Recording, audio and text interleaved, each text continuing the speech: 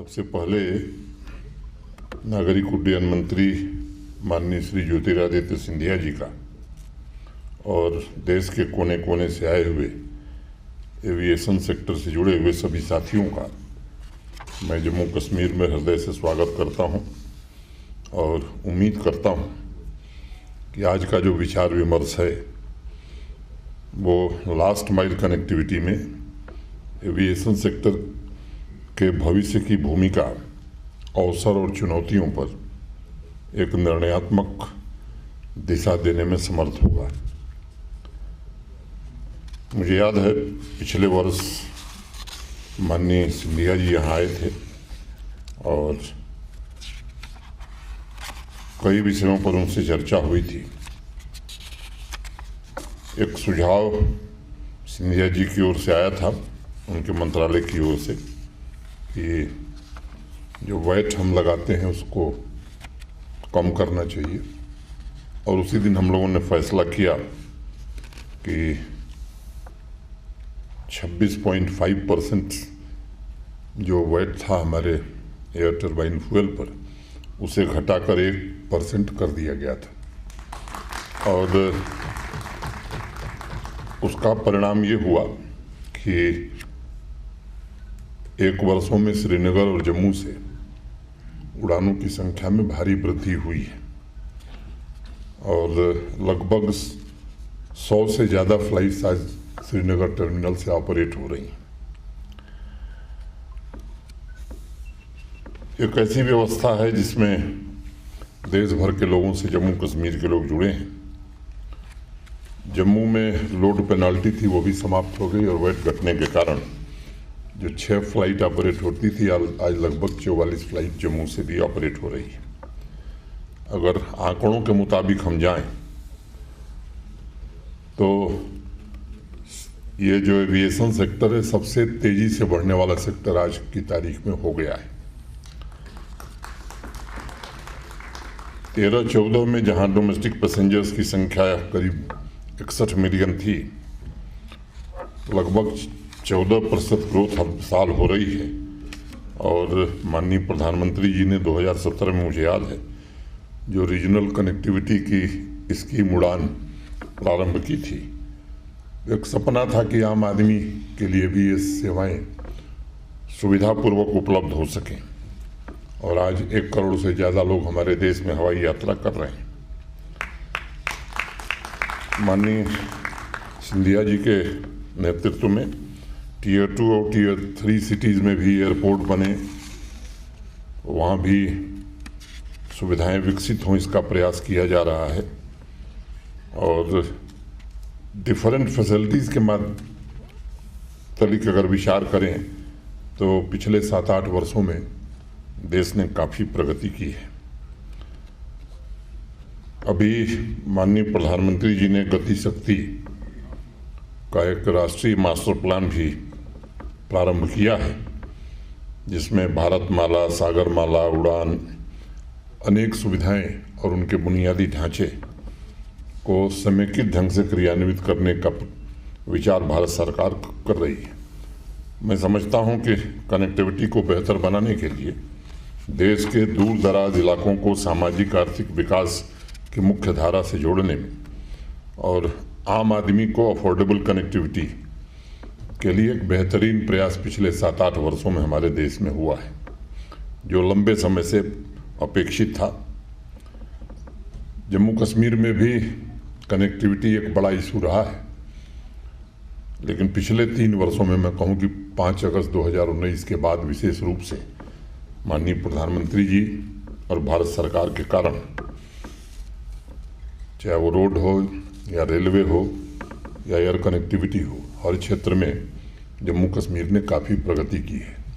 आज लगभग 1 लाख करोड़ रुपए की हाईवे और टनल की परियोजनाएं जम्मू कश्मीर में चल रही हैं। रेलवे कनेक्टिविटी की मैं बात करूं तो अगले साल कश्मीर कन्याकुमारी से जुड़ जाएगा। मैंने आपको बताया, अभी समय था जब कई मानकों में जम्मू कश्मीर देश के विभिन्न राज्यों या यूटीज में उसकी गणना नहीं होती थी, लेकिन आज मैं कह सकता हूं कि जम्मू कश्मीर जितना खूबसूरत है उसी गति से विकसित भी हो रहा है। एक दौर था जब मैंने आज़ादी से लेकर और 1-1.5 साल पहले तक कुल 14-15 हज़ार करोड़ के इन्वेस्टमेंट, प्राइवेट इन्वेस्टमेंट यहाँ आया था। एक इंडस्ट्रियल स्कीम, नई इंडस्ट्रियल स्कीम भारत सरकार ने जम्मू कश्मीर के लिए लॉन्च की और जिसका प्रतिफल ये हुआ कि मोटे तौर पर आज हमारे पास 56,000 करोड़ के इन्वेस्टमेंट के प्रस्ताव हैं, जिसमें 38,000 करोड़ के प्रस्तावों की स्वीकृति दे दी गई है। उनके काम भी हो रहे हैं। आने वाले 2-3 महीनों में बाकी की स्वीकृति भी प्रदान कर दी जाएगी। विभिन्न क्षेत्रों में जो परफॉर्मेंस की रैंकिंग है, पहले जम्मू कश्मीर को नीचे से लोग देखते थे, अब लोग ऊपर से देखना शुरू कर दिए हैं। मैं अनेक बातें बता सकता हूं, लेकिन मुझे लगता है कि आज आवश्यकता नहीं उस पर चर्चा की जाए। भविष्य की उम्मीदों के रूप में जम्मू कश्मीर की पूरी प्रतिभा का दोहन हो सके, चाहे हमारे नौजवान हों, किसान हों, महिलाएं हों, समेकित ढंग से सब लोग मिलकर के जम्मू कश्मीर आगे बढ़ सके, इसकी कोशिश हो रही है। प्रधानमंत्री ग्राम सड़क योजना में आज हम देश में 3रे स्थान पर हैं। ई गवर्नेंस में यूटीज की श्रेणी में हम नंबर 1 पर हैं। अगर मैं पर्यटकों की संख्या की बात करूं तो देश में सबसे ज़्यादा पर्यटक आज जम्मू कश्मीर में आ रहे हैं और मैं कह सकता हूं कि अनप्रेसिडेंटेड 25 वर्षों में इतने पर्यटक जम्मू कश्मीर नहीं आए। जनवरी से अब तक का जो आंकड़ा बताया गया है वो 1,61,00,000 टूरिस्ट यहाँ आ चुके हैं। विभिन्न क्षेत्रों में बड़ा परिवर्तन हो रहा है और आज़ादी के अमृत काल खंड में जम्मू कश्मीर रिफॉर्म और तरक्की की दिशा में आगे बढ़े, यही हमारे लिए अमृत काल खंड है। बुनियादी ढांचे के विकास के साथ साथ हमारी अर्थव्यवस्था भी ठीक हो, इसकी कोशिश हम सब कर रहे हैं। आज के हेली इंडिया समिट के थीम में मैं समझता हूं कि जम्मू कश्मीर का ज़्यादा ही जुड़ाव है और मैं आभारी हूँ माननीय मंत्री जी का, सिविल एविएशन डिपार्टमेंट का, कि इन्होंने इस समिट को यहाँ किया है और संभावनाएं असीम हैं यहाँ। हमें आवश्यकता भी इस बात की है।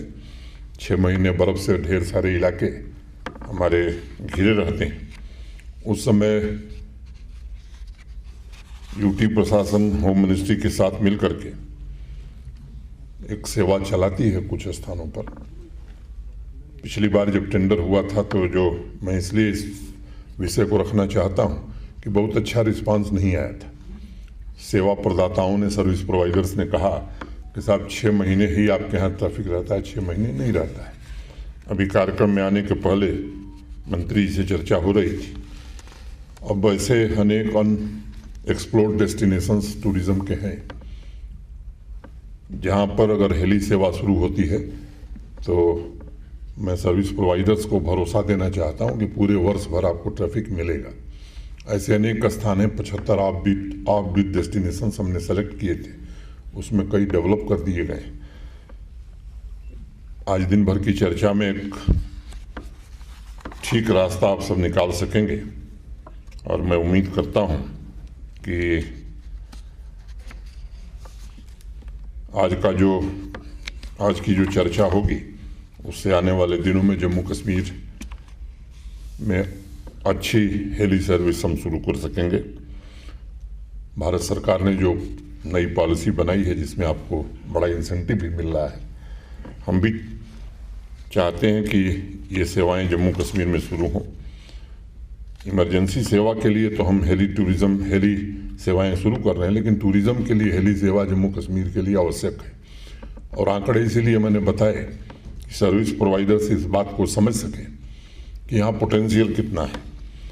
बाकी जम्मू कश्मीर प्रशासन की तरफ से जो भी सुविधाएं आपको उपलब्ध करानी होगी, हम आपको भरोसा देते हैं कि जम्मू कश्मीर प्रशासन पूरी तरह से आपकी हर व्यवस्था, हर सुविधा के लिए हर प्रकार का काम करेगा। इसलिए इंडस्ट्री कैप्टन्स जो यहाँ हैं उनसे मेरा अनुरोध है कि इस खूबसूरत यूनियन टेरिटरी में बिजनेस की संभावनाओं को देखते हुए इसे हकीकत में कैसे तब्दील किया जाए, इस अभियान में आप पार्टनर बनिए। जम्मू कश्मीर आज विकास के नए शिखर की ओर बढ़ रहा है और इस विकास यात्रा में आप सबकी सक्रिय भागीदारी मुझे लगता है कि हमारी नई पीढ़ी को जोश भी भरेगी और संकल्प के साथ प्रेरित भी करेगी। एक बार पुनः मैं आप सभी को इस समिट की सफलता के लिए शुभकामनाएं देता हूं और मैं उम्मीद करता हूं कि दिन भर की सार्थक चर्चा के बाद जम्मू कश्मीर में ये सेवा ठीक गति से आने वाले समय में चल सकेगी। बहुत बहुत धन्यवाद। नमस्कार। जय भारत।